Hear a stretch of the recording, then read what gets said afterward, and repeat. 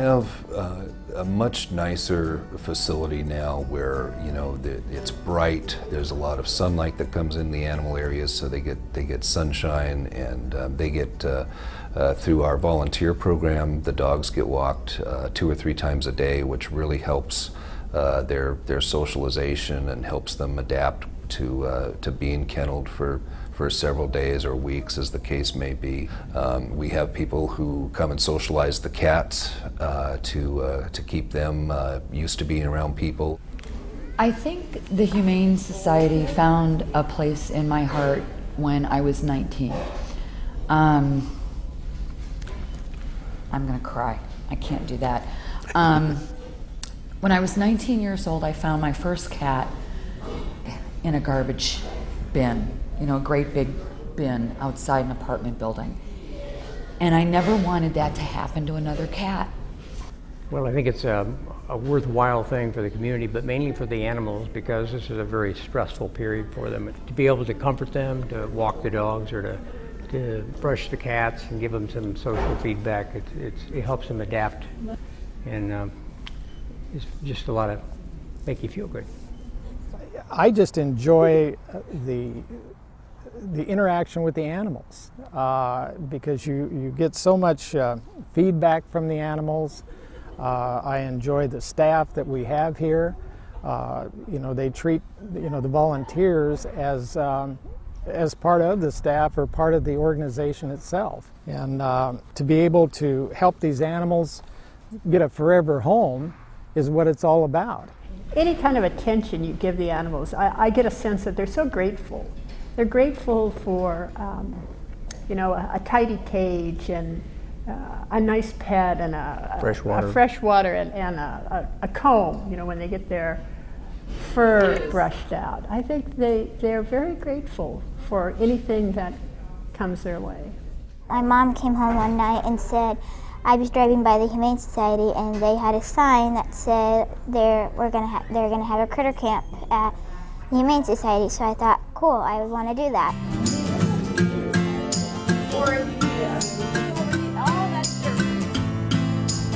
Since moving into the new building, we've been able to do a lot of on-site community education, which is pretty remarkable. Previously, we never really had the space to be able to bring people to the shelter to have classes.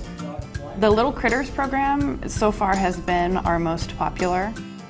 It's for toddlers ages 3 to 5, and basically what it does is it pairs developmental techniques and humane education themes as kind of a well-rounded program. The time for Critter Camp fell right when we were moving last year, so we had to forego Critter Camp. So we took a year off, we came back new and improved in the new building. Kind of a new element this summer was the kids actually had hands-on experience with the animals in the shelter because they were on site. So every week the campers essentially adopted some shelter residents for that week, and they provided extra socialization, they made toys and treats for the animals. We're kind of at the beginning of our potential for education programming at the shelter, and we never would be able to do it without the generous support of our community through donations and folks being invested in what we do and really truly believing in what we are as an organization is going to make these education programs last for many years to come. I definitely will come next year with this one. I'll come as much as I can, and it certainly makes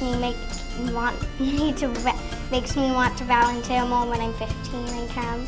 Even though I have pets at home, I like coming to Critter Camp because I want to be a veterinarian, and you get to learn stuff about cats and dogs. And if you want to grow up to be a veterinarian, you get to learn about the breeds of the dogs and cats, and you can tell by if they have a sickness or not. We took in 10,000 animals last year. So far, this year in late September, we've taken in over 8,000 animals, so we'll probably hit 10,000 animals or more by the end of this year. We have increased our adoptions by about 75% over last year when we were in the old building, and we're very proud of that. We know we have a real need for our services in our community because of the sheer number of animals that we take in. People really need us. with 8,000 animals so far this year. We know we play a very big role in the community. We are a nonprofit charity, and we rely almost totally on donations and the generosity of people in our community. Our new building is not fully paid for, and that's our goal this year, is to retire the line of credit that we needed to take out in order to keep the construction going. So we're hoping that this will be the year that we can retire our debt, and we ask for your help to allow us to do that. This is a place where people can feel safe bringing animals and knowing that we will find homes for them, knowing that they have a safe and loving environment here, and knowing that they will be treated with dignity and with respect. You know, every time I come in here and I volunteer, I see how much time and effort all these people are doing to find animals another home and giving them a second chance at life, and I just feel that I'm so lucky to be a part of something like that. I mean, it's really rewarding, and I don't see how something like this couldn't find a place in my heart. My dog always is ready just to greet me when I walk in the door and ready to just play. And the thing about my cat is she's always just waiting at the window for somebody to walk up, and then she greets them. Sometimes when you're lonely, they kind of give you somebody to just have around. My kitty likes to snuggle me, and I like to give her pets. That's what we like to do together. We love each other so much. My kitty always nuzzles me when she's lonely. She really likes me. This is a picture of my cat. Of course she doesn't look like this, but I really wanted her to look like this.